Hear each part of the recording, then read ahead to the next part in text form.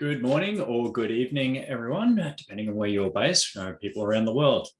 My name's Marcus Vaughan. I am the co-founder and chief growth officer at Catalyst Technologies, and it's my absolute pleasure to be with you today on today's webinar, which is around COVID-19 managing Delta. Joining with me today is Catalyst Technologies product manager, James Sharp, dialing in from Launceston. James, morning. You're on mute. Good start. Morning, everyone. How are we going? Excellent. Welcome, James. Today's session, guys, is very much around COVID-19 and really focused on the new product release that we've had with Illumina. So we are obviously assisting organizations everywhere with critical event management technology with the rampant spread of the Delta variant across Australia and New Zealand and very much the world. We have been iterating the product around our clients' requirements and really excited to bring to you an update on what the product looks like today, which should assist everyone in terms of managing this obviously very nasty variant that's going around. Today's agenda, guys, just a really quick run through of what we're going to cover off. So what is Illumina? Really conscious when we put this webinar together, it was originally to provide an update to our clients around some of the new features and functionality that we're just releasing now.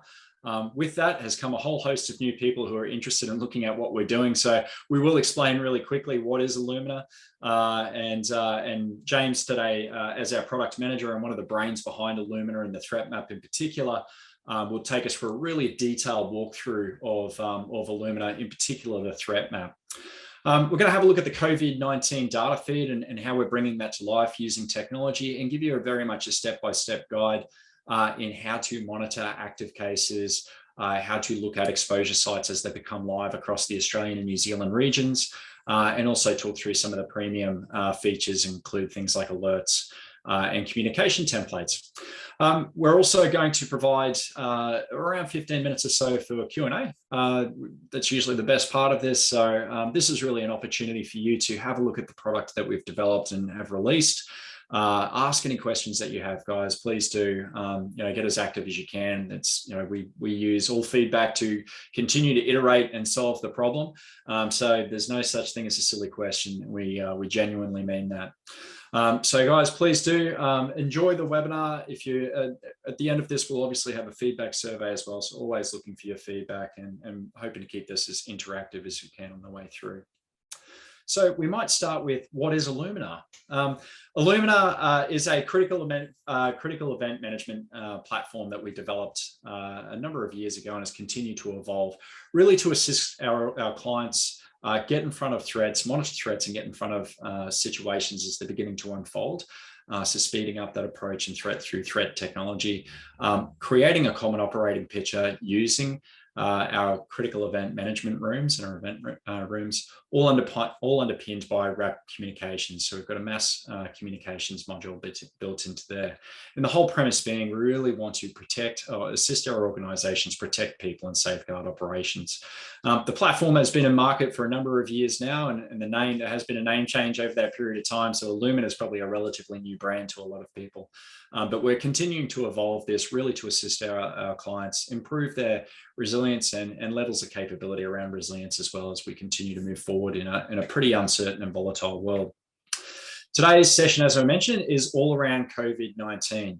COVID-19, I'm not going to dwell too long on COVID-19 because I know we're all probably a little bit fatigued, especially those of you who, like me, are currently in lockdown. The data that we've got at the moment with Delta variant coming back, absolutely the vengeance. So I've got a mixture of data in terms of active cases at the moment. New South Wales yesterday recorded 233 new cases. Victoria this morning noted 6 locally acquired cases. Queensland, we're sitting on 27 locally acquired cases, although not all of those are in the community. South Australia was 3 yesterday. WA has recently come across a weak test, which has now created a whole host of new exposure sites that are now on the threat map as well. Northern Territory and ACT doing very well. Tasmania doing very well, and New Zealand no new locally acquired cases. With, I guess, the rapid spread of Delta, we're also facing, a mediocre uptake of vaccination across Australia and New Zealand. A whole multitude of reasons. I'm certainly not using this to be political at all. This is not about politics. A couple of facts there, though. Our vaccination rates in Australia are just shy of that 16%. So I think there are 15.9, and New Zealand's about the same, but I think about 15.7 of the adult population. So still a long way to go. Delta's obviously spreading with absolute rapid and virulent spread. It's moving really fast. And with that, I guess I might throw to you, Sharpie. Talk us through, what are we doing here from a technology, and what really is that problem that we're solving? Yeah, it's a great question. There's two key challenges where we've identified that we're trying to assist people solve, and that is, number one, there was initially throughout this COVID pandemic, we have seen desire for people to understand, what is the active case numbers. We're very comfortable with that information now. People are very active case numbers. What does it mean? Where are those active case numbers? So first, plotting that on a location, and we've been managed to get, for many jurisdictions, down to the local government area level, which gives you an active case understanding of where these clusters are. But as that evolved, we became more mature in our contact tracing. We have seen the rise of the exposure site list, the exposure site management, and that has really had significant impacts on organisations. From the ability to move through the airport or transport or go into state, it all became dependent on where you had and hadn't been, and where those lists are, and the importance of those exposure sites in relation to your organisation's locations is the next key challenge we're aiming to solve. So those two bits of data overlaid in one platform, whereby then you can understand what the data is and take action, is really the challenge that we're attempting to address with this release. Excellent. Well, without further ado, should we take a look and have a look at the product and where we're up to with that? I think I just got a notification through now. Is 262 new local cases coming through from New South Wales, and I think to that point around the active cases, contact tracing does begin, as we've seen over the past 18 months, begin to fold and become a much more slower process when you have that many cases in the community. We certainly found that with I guess the major lockdown we had with Melbourne last year, and some of our clients even noting it has taken multiple days before they've been contacted by the various authorities, the agencies, about their sites actually being an exposure site. So certainly a lag effect there. Yeah, cool. So what I might do is I'll take us into our premium product. Our freemium product today. This would be what you can access by signing up right now on Illumina. And you can see, I'm just looking at a sort of zoomed out version of Sydney at the moment, of New South Wales. You can see we can quickly bring up our active case data for the state. And then as we zoom in, that data sort of becomes a bit more granular at the active case and inactive case numbers within the local government areas in New South Wales. You can see I've got a site pin here, so my Sydney office location, and as we come in, we can sort of see that the COVID information surrounding that site. I'm just going to bring up our COVID exposure sites map as well, and you can see that the map fills up pretty quickly. We're running on a high number of exposure sites in New South Wales, to the point where I think there was some newspaper reporting this morning, Marcus, that from the ABC, that there's more exposure sites than they can put on a lot of email and a lot of social media at the moment. So this challenge is really becoming quite significant in terms of how do you understand where those contact tracing locations are. So I did know that I've had a site here already on the system, but it's pretty straightforward to continue to add more and more sites that are important to you. They don't have to be your locations and organizations, but they can be, you just put in a name and then start typing an address. So we can start, and it will start to fill in the information for you, and you can add that to your site, to your map as you go. And you can see you can add a full list there straight up off the map there. So I suppose then, how do we then address that next challenge? Is like, what are the exposure sites that are important to me? If we look at this Sydney site here, there's a big list just in my map view here, actually I can see 282 on our current map view on the list, which is not very, they're not very insightful or valuable to me. But as we zoom in on the map, you can see my list on the side here will reduce. I'm only looking at 9 in the immediate vicinity of that location, and they're sorted in order of last update. So we're getting, these are the exposure sites from last night from the health New South Wales Health website, and I can then interrogate that information, understand the health advice that's relevant, and the last updated date and the exposure period for that site. And that can be accessed both from the map and also on the listing here. You can see that this apartment block I just clicked on has had multiple exposure periods, and we can also interrogate that data as well, which is important for areas, sort of like the airports, public transport locations. And that highlights what is this big line going across the middle of Sydney at the moment. That is one of our public transport exposures. So that is Virgin Flight 1139 from Sydney to Ballina. You can see we've got an exposure period for there. The lockdown has reduced the exposures on a number of the bus and train routes, but previously to today, we've had bus and train routes that have been affected mapped on here as well. So a pretty comprehensive data set, giving you the ability to drill right in and understand where the important sites are for you.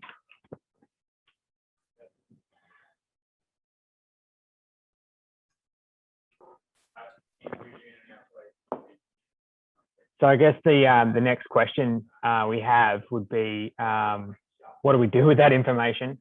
And that would be, and I did say we can then take action from this. So understanding that there may have been exposure sites added overnight, and we need to then inform staff, stakeholders about that. It may be your site in particular, it may be a site in your vicinity.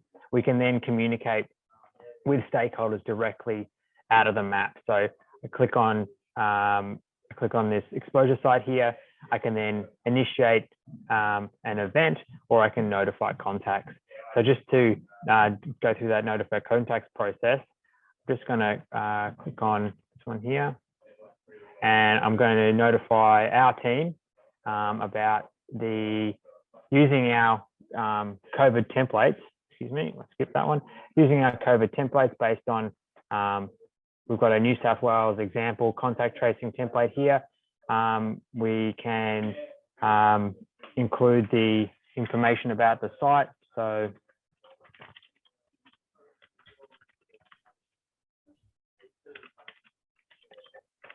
it's probably important to note there, we have created a whole host of different communication templates so that organisations can jump in, not have to think too hard about how they're going to message.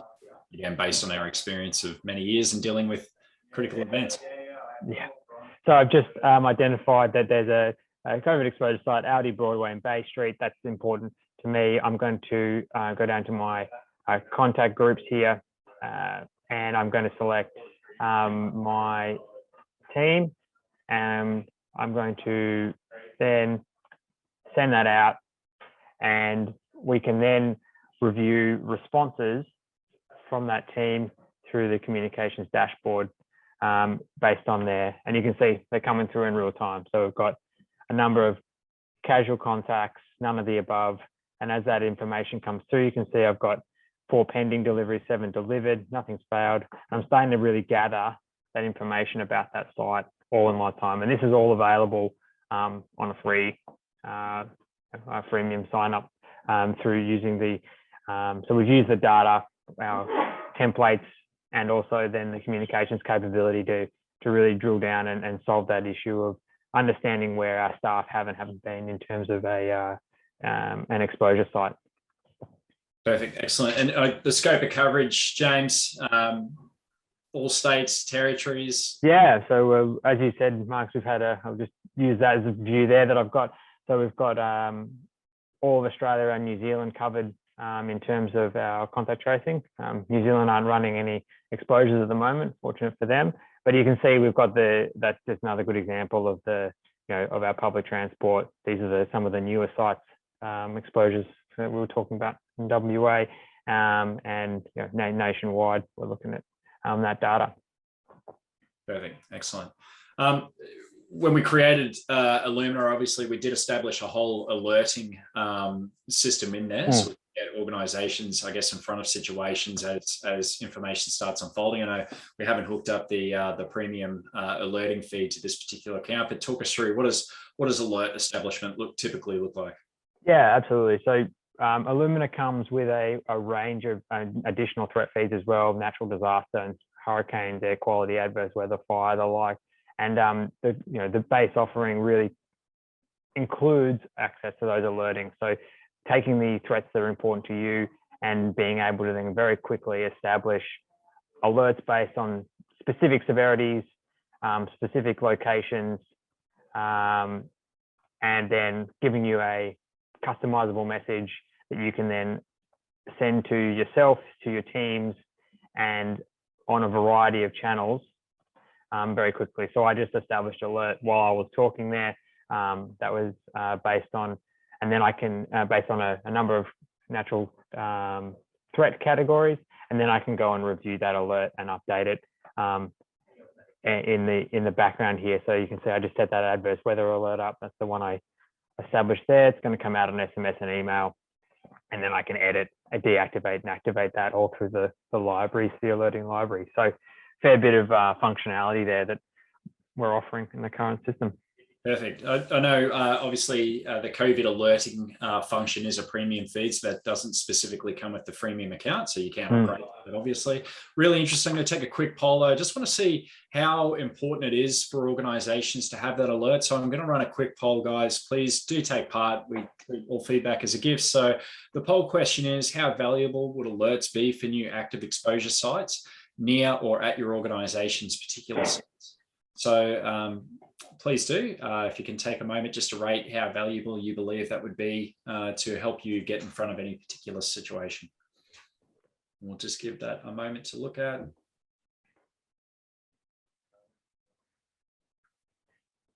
I suppose while that's going on and we're providing our responses there, which I'm very excited to understand what people think in terms of those alerts.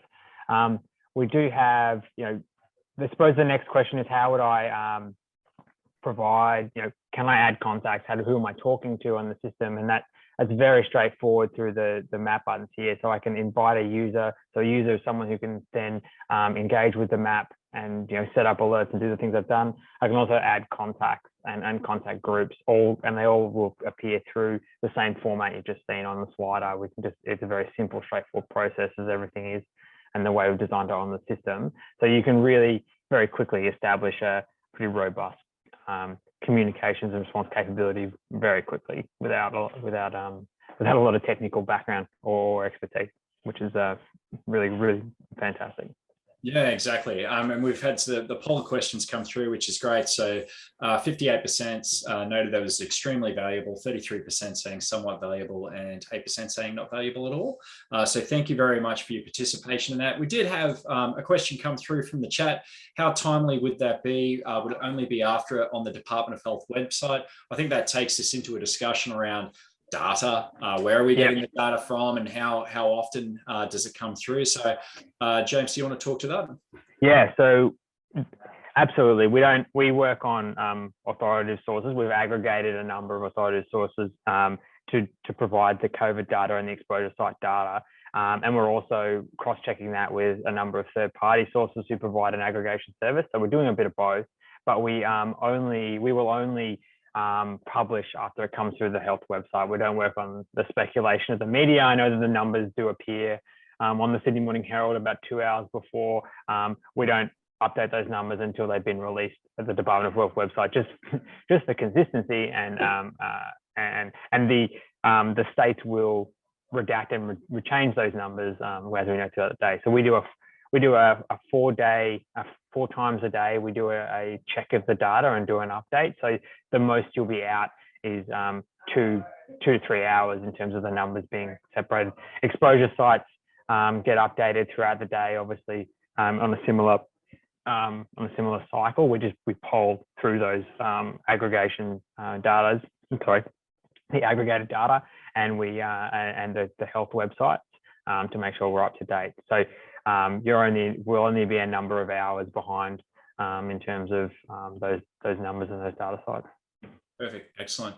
We've had a question come through. We've obviously just touched on the fact that we do have communications templates in there. We've had a question come through already just saying, hey, can you actually show us how the comms templates work? Yeah. Perhaps, James, we spend just a moment on that. Absolutely. So we'll go into our library section where I was before. Here we can manage our threats, our alerts, and I'm just going to go to templates. So these are the communications templates, and these are a really awesome part of the platform here. So I'm just going to, I'm just using my other account so I can make sure I can do this. So we're just going to go to libraries, templates. So into our communications templates that are built into the system that is loading up now. However, if I want to load a new template, my apologies, always happens on Zoom. It's a really simple, straightforward process. You can see that the sliders are all really common in their design. So what I'm going to do is I'm going to compose a new template that's going to be a poll template, and this will be a welfare check. And will just be very simple. Are you safe? We can then we can use the pre-provided yes, no, or I can add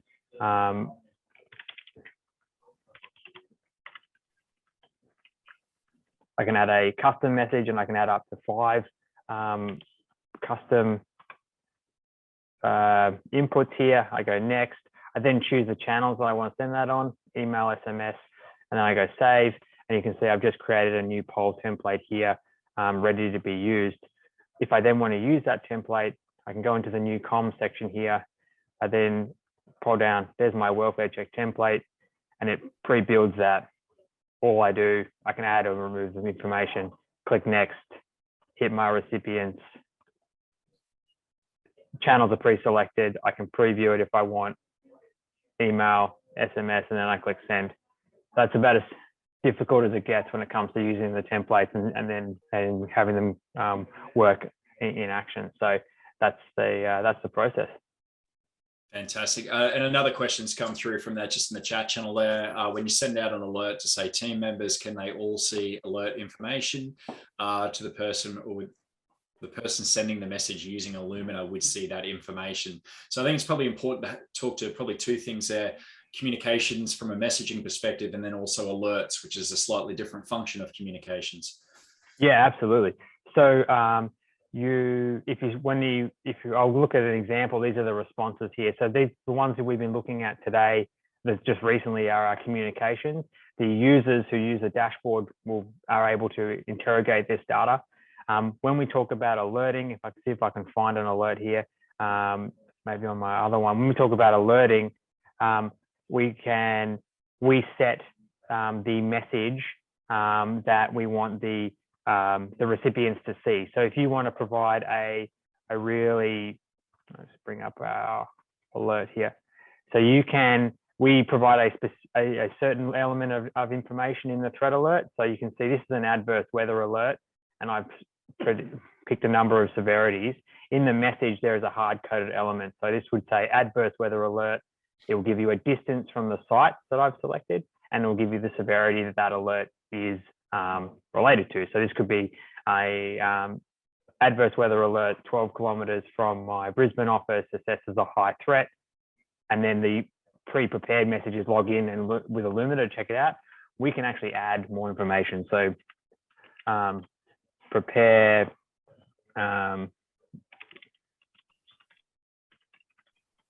adverse weather plan. We might include a link there to that plan, and then we would then select our crisis management team.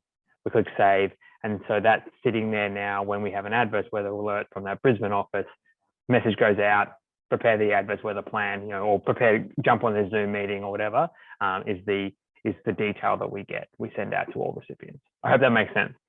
Yeah, absolutely. So there's just a follow-up question that's great regarding weather, but for COVID alerts, can recipients see all data that we can as senders about venue times? Thank you. So I guess a question around, if we were to set up a COVID alert using the premium functions, what information would those people receive? Yeah, so what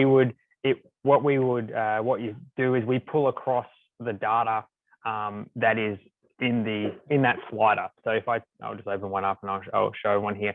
So we would pull across a summary of this this data here. So the location, the most recent exposure period, and maybe some of the health advice, depending on how long. And that would appear, and I'm just going to use this new communications example as an example. Hold on 1 second. Just it would appear in, I should have just clicked on this one here, this will make it easier. It would appear in the message text, which is then editable. So if it will come across in here, and then you can edit that level of detail for the custom message. So that's how that would work. So we'll bring across a summary of this, and then you get to choose. Absolutely. I mean, you can certainly set up alerts for, I guess, any amount of information you want to include in those alerts. Yeah. Keeping in mind that SMS are meant to be, obviously, what are we talking, 260 characters or less, or around that number. Yep. Certainly, they're meant to be short, sharp messages. In saying that, and so I guess the question comes, what is included in a free account and what's not. So perhaps we should actually talk to that, James. What's included in the account and what's not? Is that what? Yeah, absolutely. Yeah. So in a freemium account, you get access to the all of the threat data that we've seen today, and we get a core package of alerting threats as well, based around natural disaster. You can then use the communications capability as well, which comes with all of those templates, a couple of pre-packaged templates, COVID related, that we put in here. And you can have a number of additional templates that you can create yourself. You then get a contact group, access to a contact group, and you are able to then use, and now Marcus will remind me of the number of SMS, because I always forget. You have unlimited email and 50 SMS, 250 contacts, and then threat monitoring, as it says there, and access to the functionality that you can see in the form of the dashboards and the like. So it's a fair bit of value at that free level, in that freemium level. Huh? Absolutely. So yeah, that is worth noting. And I have just dropped access to our free freemium page, a COVID page in particular, in the chat section. So if you want to access, jump into Illumina, guys. It is free. And hey, we're always interested in your feedback. The more curt and real, the better. We continue to iterate this around our clients, but as you can see there on the screen, guys, yeah, the Forever Free package does give you obviously COVID-19 and natural disaster monitoring, those alerts for obviously natural disaster that we showed through before. The COVID-19 alerts functionality, so not the communications, but the alerts, setting up alerts against exposure sites.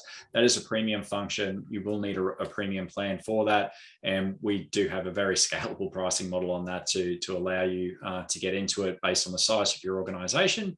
But back to the free account, obviously you've got that communications dashboard that we did speak to before, as well as the ability to James's point, send 50 SMS before you run out on that plan, but you have unlimited email. You can upload up to 250 contacts in there to distribute messages out to, and use that. You can monitor an unlimited number of sites if you'd like to do that. It's really up to you. So that is what's included. James, is there anything final that you wanted to run through before we jump into Q&A? No, I think we should hit the questions. Excellent. As I mentioned before, you've been an active audience, so thank you very much for that. Please do jump into Q&A. We've got 15 minutes spare if you'd like to use that. If we don't have any questions through, then we'll keep moving to the next. A couple of FAQs that we've had, I guess, on the way through in terms of developing this up, though.